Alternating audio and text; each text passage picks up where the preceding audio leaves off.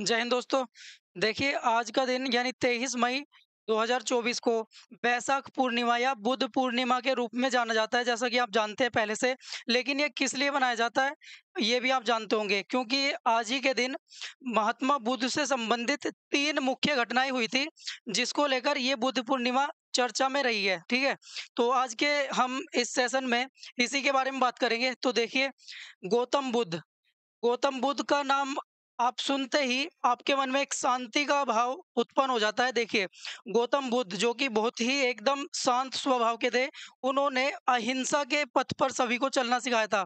और खास बात यही रही है कि जो गौतम बुद्ध है, उनका जन्म वर्तमान नेपाल के लुम्बिनी में हुआ था, लेकिन ये इन्होंने अपना ज्यादातर जीवन भारत में बिताया था। ठीक है, तो देखेंगे आज हम इन्हीं के बारे में।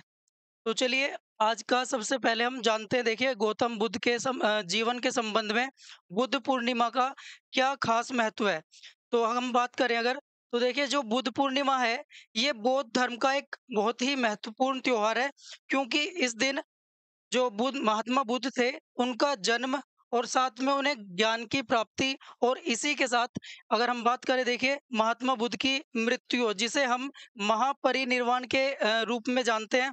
तो वो तीनों के तीनों जो फैक्ट हैं, ये एक ही दिन हुए, ये जिसे हम कहते हैं बुद्ध पूर्णिमा, इसीलिए ये खास चर्चा में रहती है। ठीक है, तो देखिए, जैसा आप देख रहे हैं इधर, बुद्ध पूर्णिमा बौद्ध धर्म में एक महत्वपूर्ण त्योहार है या प्रमुख त्योहार है, क्योंकि यह बैसाख माह की पूर्णिमा, इसे बैसाख माह की पूर्णिमा के रूप में भी जानते हैं। इसमें क्या था, बुद्ध पूर्णिमा के जो मतलब गौतम बुद्ध थे, वो बुद्ध पूर्णिमा को उनका क्या हुआ था, जन्म भी हुआ था। साथ में इसी दिन उन्हें ज्ञान की प्राप्ति हुई, और ज्ञान की प्राप्ति के साथ साथ इसी दिन उनका क्या हो गया था, महापरिनिर्वाण यानी मृत्यु हुई थी। ठीक है, तो ये थी चर्चा किसके बारे में, बुद्ध पूर्णिमा के बारे में। अब हम आगे देखेंगे। देखिए, अब अगर हम बात करें ये बुद्ध पूर्णिमा, ये भारत भारत में तो मनाई जाती है, तो इसी के साथ ये अन्य देशों में मनाई जाती है। जैसे देखेंगे कौन-कौन से देश हैं वो।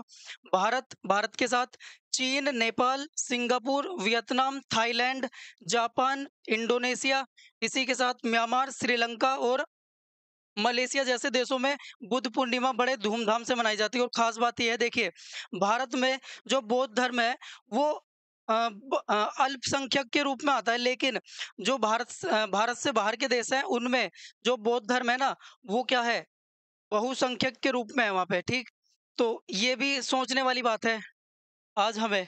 ठीक, तो अब आगे देखिए, अब हम गौतम बुद्ध के जीवन के बारे में थोड़ा चर्चा करेंगे। देखिए, गौतम बुद्ध जिनके बचपन का नाम क्या था, सिद्धार्थ भी था। ठीक है, तो देखिए, इनका जन्म हुआ था लुम्बिनी नेपाल में, और 563 ईसा पूर्व में हुआ था। यानी देखिए, ईसा के जन्म से 563 साल पहले इनका जन्म हुआ था, और ये शाक्य कुल से संबंधित थे। इनके पिता सुधोधन, ये एक राजा थे, राजा सुधोधन, और उनकी माता का नाम था महामाया, जो कि कोलीय वंश से संबंधित थी। अब ये जो माता थी इनकी, इनका जब जन्म हुआ था ना, तो इनके जन्म के 7 दिन बाद ही इनकी मृत्यु हो गई थी। तो उसके बाद इनकी मौसी यानी जो इनकी माता थी महामाया, उनकी ही बहन थी, छोटी छोटी बहन प्रजापति गौतमी। तो उन्होंने इनका लालन पालन यानी इनको पाला था, महात्मा बुद्ध को। तो ये थे इनके बारे में।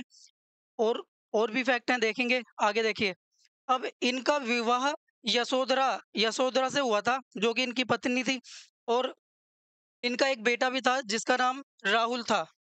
ठीक है, और साथ में इसी के साथ इनका एक घोड़ा भी था जिसका नाम कंथक था, और 29 वर्ष की आयु में अपना गृह त्याग कर दिया, यानी अपना गृह छोड़ दिया, और ज्ञान की प्राप्ति के लिए ये निकल गए घर से अपने। और उसी दौरान इन्होंने क्या किया, कठोर साधना करी, और साथ में बोध गया, जो बोध गया आज बिहार में पड़ता है ये जिला, बोध गया में इन्हें क्या हुआ था, ज्ञान प्राप्त हुआ था। और एक वृक्ष था, कौन-सा वृक्ष, जिसे हम बोधि वृक्ष भी कहते हैं, ये पीपल का वृक्ष था। ठीक है?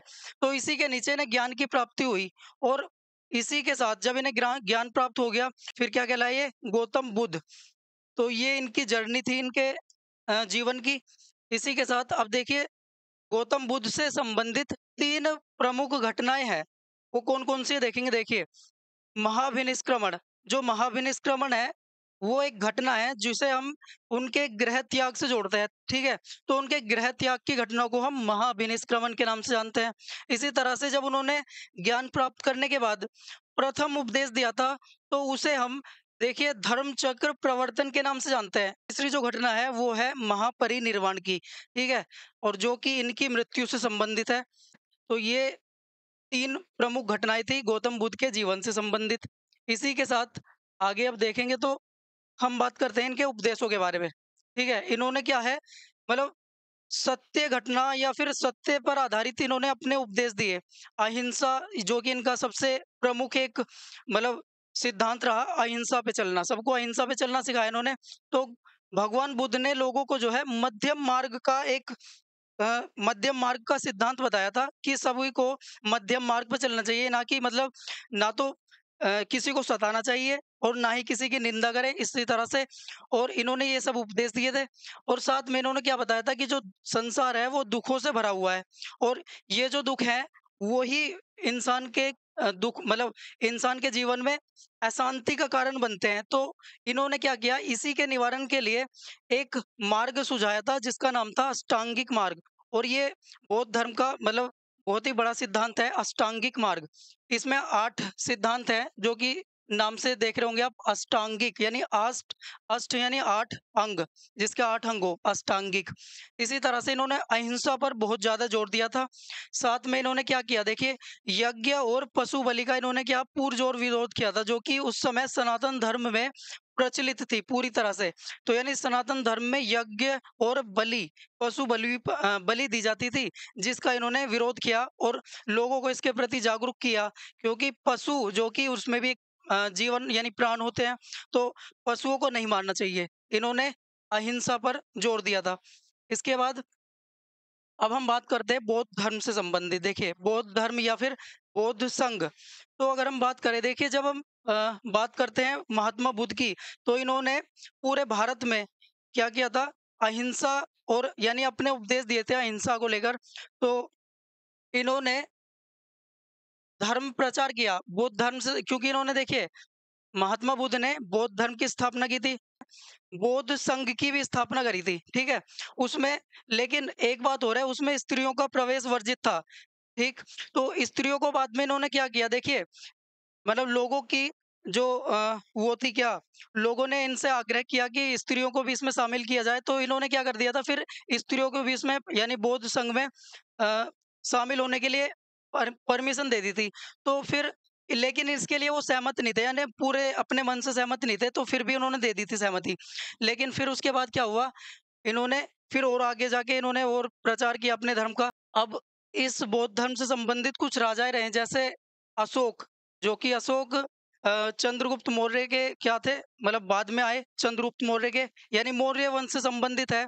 इन्होंने बौद्ध धर्म का श्रीलंका में देखो विदेश में जाके एक प्रचार करवाया था अपने पुत्र और पुत्री। देखिए इनका पुत्र था अशोक का महेंद्र और इनकी पुत्री थी संघमित्रा। तो इन दोनों को इन्होंने श्रीलंका में भेजा था, किसके लिए? बौद्ध धर्म के प्रचार प्रसार के लिए। ठीक, तो इन्होंने क्या किया? बौद्ध धर्म के प्रचार में अपनी अहम भूमिका निभाई थी। इसी के साथ मौर्य काल तक आते-आते जो बौद्ध धर्म था, जो कि भारत में था, उसके साथ ये क्या हो गया? विदेशों में फैल गया। देखिए कहाँ-कहाँ गया, जैसे इसमें भारत से निकलकर बौद्ध धर्म कहाँ-कहाँ गया? चीन में, Japan, Korea, Mongolia, Burma, Burma जो कि आज भारत मतलब उस समय भारत का हिस्सा था, लेकिन अब बर्मा बहुत अलग हो गया है इससे। तो बर्मा, थाईलैंड, हिंद चीन, श्रीलंका आदि देशों में ये फैल चुका था इस समय आते-आते। और इसी के साथ इन देशों में देखिए ख़ास बात ये है कि इन देशों में अब जो बौद्ध धर्म है, वो बहुसंख्या में है। मतलब बहुसंख्यक बौद्ध धर्म को मानने वाले हैं इसमें। लेकिन सबसे दुःख की बात ये है कि जहाँ बौद्ध धर्म का जन्म हुआ, वहीं पे ये क्या है, अल्पसंख्यक में है, ठीक है? तो ये विचारणीय तथ्य है इसी का। तो आज की क्लास में देखिए अब ये जो है महापरिनिर्वाण, जो कि महात्मा बुद्ध की मृत्यु से संबंधित है। और महात्मा बुद्ध की मृत्यु जो हुई थी वो 483 ईसा पूर्व में हुई थी, ठीक है? तो ये थी महात्मा बुद्ध से संबंधित इनके फैक्ट्स।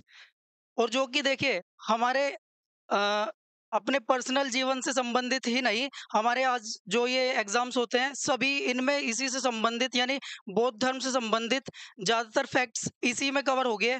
तो आप इसे पढ़ने के उद्देश्य के साथ-साथ अपनी जानकारी के लिए भी देख सकते हैं, ठीक है?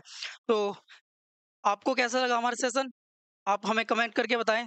तो मिलते हैं नेक्स्ट क्लास में। जय हिंद।